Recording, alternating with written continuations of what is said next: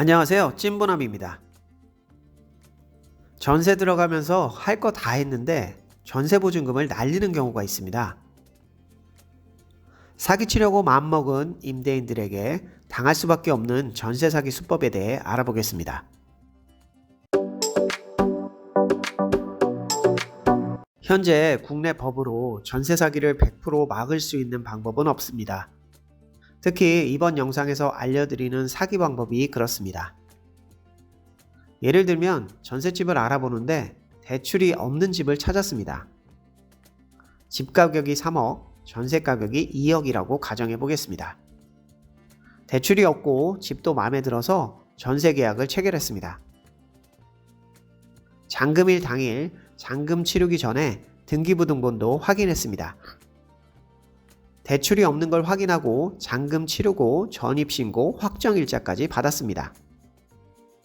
이렇게 진행했다면 일반적인 경우라면 아무 문제가 없겠죠.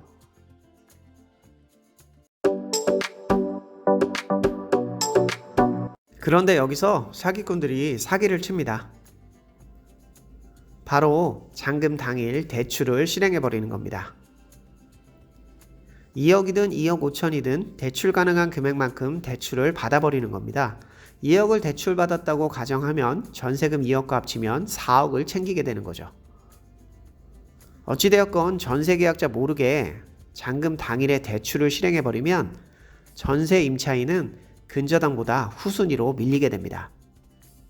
당연히 경매로 넘어갈 경우 피해를 볼 수 있겠죠. 좀 더 자세히 알아보면 잔금 당일 전입신고와 확정일자를 받은 임차인은 다음날 00시부터 효력이 발생합니다. 반면 잔금 당일 대출을 받은 경우는 그 즉시 효력이 발생합니다.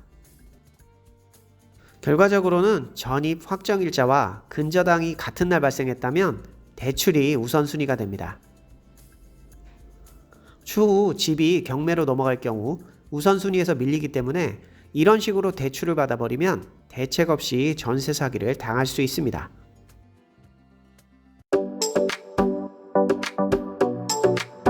그럼 무조건 당할 수밖에 없고 예방할 수는 없을까요?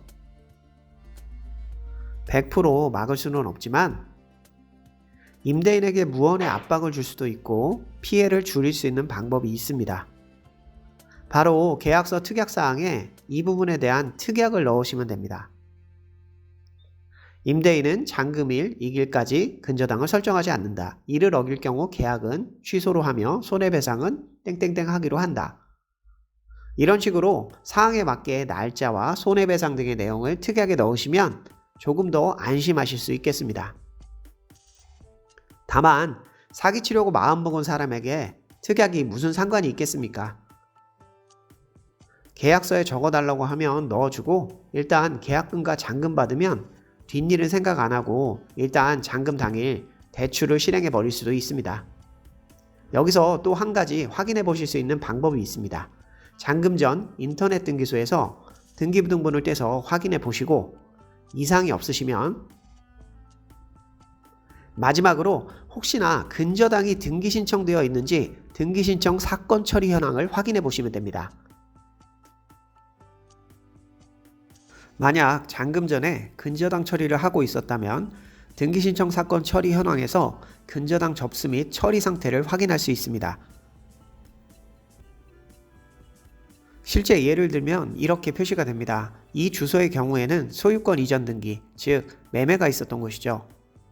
만약 등기 목적란에 근저당 설정이라고 나오고 처리 상태에 처리 중으로 뜬다면 근저당이 진행 중이니 잔금은 치르시면 안 되겠죠. 잔금 전에 이렇게 알 수 있다면 다행이지만 잔금 후에 당일 대출을 실행하는 경우에는 막을 방법은 없습니다. 특약을 넣고 계약한 경우에는 특약사항에 따라 계약을 취소하고 손해배상을 청구할 수는 있겠지만 현실적으로 임대인이 배째라는 식으로 나온다면 소송에 걸리는 시간과 비용, 임대인의 상환 능력 등등 쉽진 않습니다. 법이 바뀌지 않는 이상 이런 수법으로 사기를 치려고 마음먹는다면 임차인 입장에서는 당할 수밖에 없는 게 현실입니다. 이와 같은 사기 피해를 줄이기 위해 계약서의 특약사항, 등기부등본 확인, 등기신청 사건 처리 현황 등을 확인해 보시기 바랍니다.